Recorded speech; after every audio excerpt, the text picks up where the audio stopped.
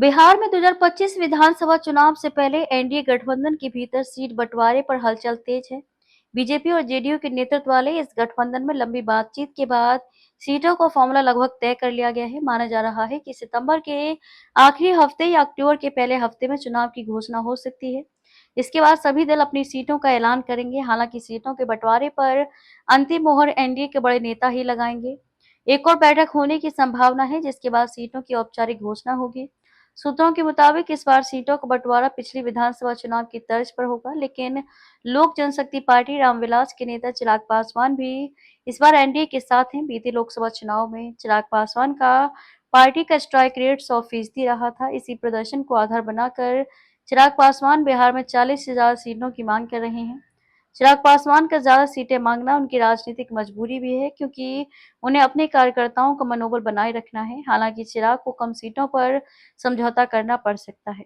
सूत्रों के मुताबिक बीजेपी चिराग पासवान को नाराज नहीं करना चाहती। ऐसे में चिराग पासवान की पार्टी को 20 से 25 सीटें एनडीए में मिल सकती हैं। आपको बता दें कि नीतीश कुमार और चिराग पासवान के रिश्ते पहले भी तल्ख रहे हैं। सूत्रों के मुताबिक बीजेपी और नीतीश कुमार की जेडीयू के बीच सीटों का बंटवारा लगभग तय हो चुका है। दोनों दल 100 से ज्यादा सीटों पर चुनाव लड़ेंगे। सूत्रों का कहना है कि जेडीयू का आंकड़ा बीजेपी से थोड़ा ज्यादा होगा, ताकि ये संदेश दिया जा सके कि बिहार में जेडीयू बड़ी पार्टी है। वहीं बाकी की सीटें जीतन राम मांझी और उपेंद्र कुशवाहा की पार्टी को भी मिलेंगी।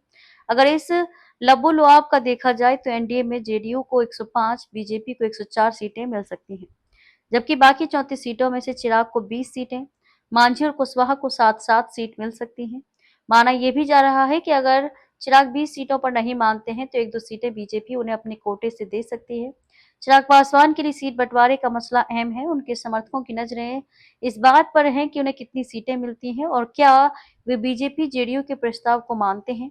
ये इसलिए भी क्योंकि चिराग पासवान ने हाल ही में अपने तेवर दिखाए थे।